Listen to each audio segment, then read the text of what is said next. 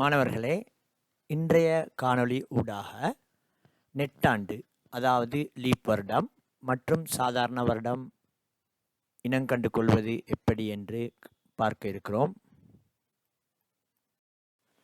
நெட்டாண்டும் அதாவது லீப் வருடமும் சாதாரண வருடமும் 2012ஆம் ஆண்டு சாதாரண வருடமாக லீப் வருடம் ஆண்டு கண்டுபிடிக்கிறதுக்காக நாங்கள் செய்ய வேண்டியது 2012 என்ற அந்த இதில் இறுதி இலக்கம் 2, அதாவது ஒன்றினிடத்திலக்கமும் 10 நாங்கள் 4ஆல் வகுத்து பார்க்கணும். ஒன்றினிடத்திலக்கத்தையும் 10 4ஆல் பார்க்கணும். ஆகவே 4 3 12, மீதி இல்லை 4 3 12, மீதி வராட்டி அது லீப் வருடம். மீதி பூஜ்ஜியமாக வந்தால் அது லீப் வருடம். நெட்டாண்டு அது 100இன் மடங்கு அல்லாத யாதேனும் ஒரு ஆண்டு 4ஆல் மீதியின்றி வகுப்படுமாயின் அவ்வாண்டு நெட்டாண்டாகும். அல்லது இறுதி இலக்கம் 2ஐயும் நாங்கள் 4ஆல் வகுத்து பார்த்தால் மீதி 0 வருமாயிருந்தால் அது நெட்டாண்டு லீப் வருடம் ஆகும். இரண்டாவது உதாரணம் 1975ஆம் ஆண்டு 100இன் மடங்கு அல்லாத யாதேனும் ஒரு ஆண்டின் இறுதி இலக்கம் 2ஐயும் 4ஆல் வகுக்கும் போது மீதி வருமாயின் அது சாதாரண வருடம் ஆகும். அதாவது 1975 75 4ஆல் பிரிக்கணும். 4ஆல் பிரித்தால் ஒரு முறை, ஒரு 4 4, 7 4 கழித்தால் 3, 5 பணியை கொண்டு வருவோம். பணியை கொண்டு வந்தால் 35, 35 4ஆல் பிரித்தால் 8 4 32, 32 35 32 கழித்தால் மீதி 3. ஆகவே இங்கே மீதி 3 வந்திருக்குது. இறுதி இலக்கம் 2ஐயும் 4ஆல் பிரிக்கிற நேரம் அங்கே மீதி வருமாக இருந்தால் அது சாதாரண வருடம். ஆகவே அது 365 கால் நாள் கொண்ட சாதாரண வருடமாக இருக்கும்.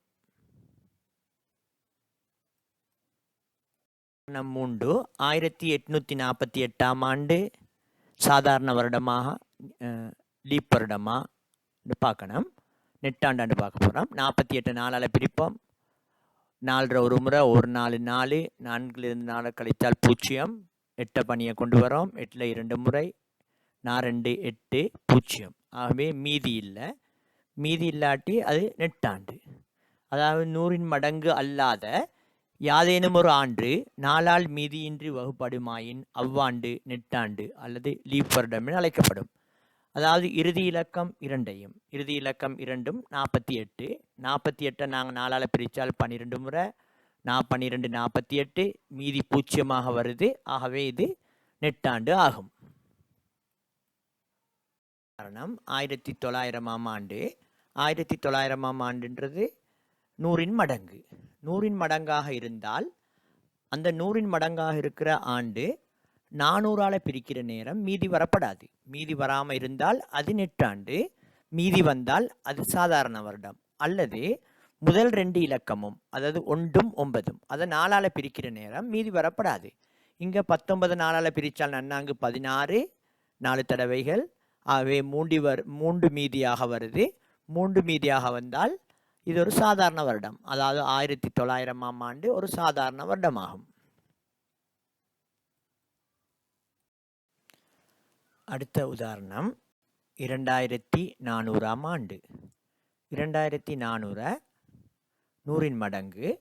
100இன் மடங்காக இருக்கிற 2400 400ஆல் பிரித்தால் 6 முறை, 6 4 2400, 400 6ஆல் பிரிக்கினால் 2400 மீதி வருதில்லை. ஆகவே இது சாதாரண வருடம் அல்ல, இது ஒரு லீப் வருடம்.